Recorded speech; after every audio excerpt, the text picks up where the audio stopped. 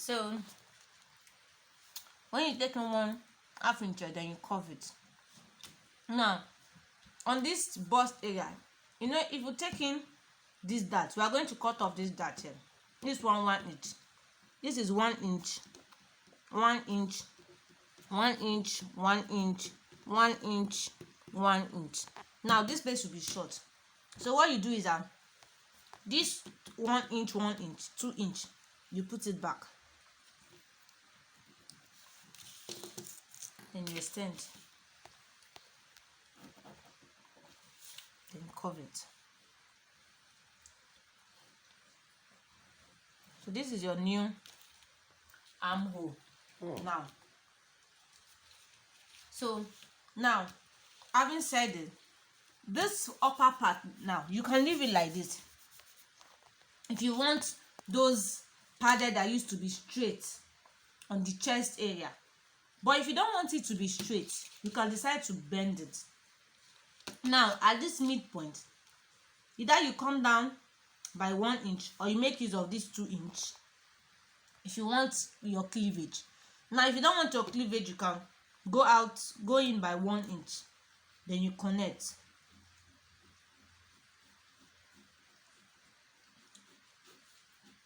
Then you connect. So this side will be covered. Or you also, if you want it to be 2 inch, you can go down like this.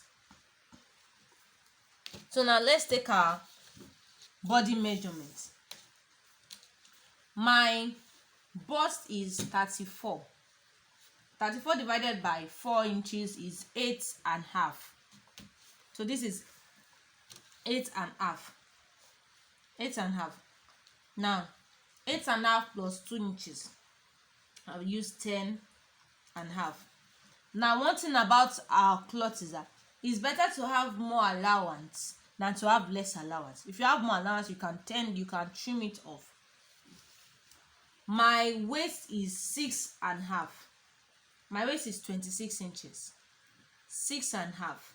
Now 6.5, you add back these 2 inches which you are cutting off, which is 8.5.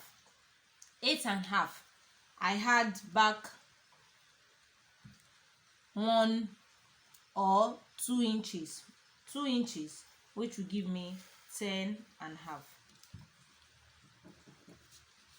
Now you can add 1 inch, you can add 2 inch, is better. But I like to have more allowance in my dress than no allowance at all.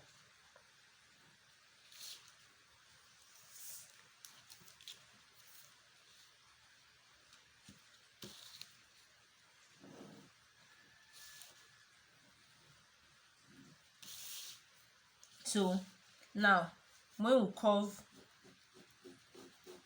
this will be this side, this will be this side. So this is our body. Now you can decide to play with the neckline. This is the yoke. This is you can decide to play. You can decide to give it anything you want, make it any style. It all depends on you. But this is how I cut my padded. So then one thing also, at the you have to make 1 inch slant for the shoulder slope.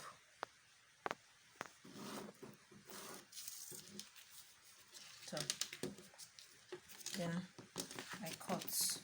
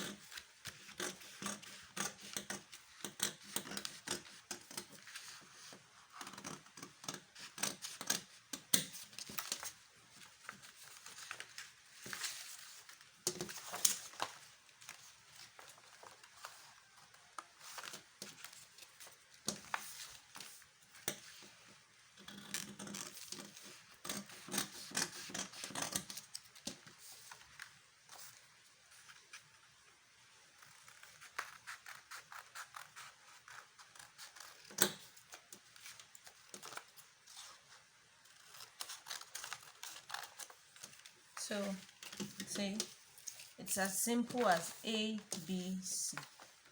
This is the yolk, this is the bustier. So you cut this on fold, this side, this midpoint to be on fold, then this is separate. This is the yolk. You also cut it on fold.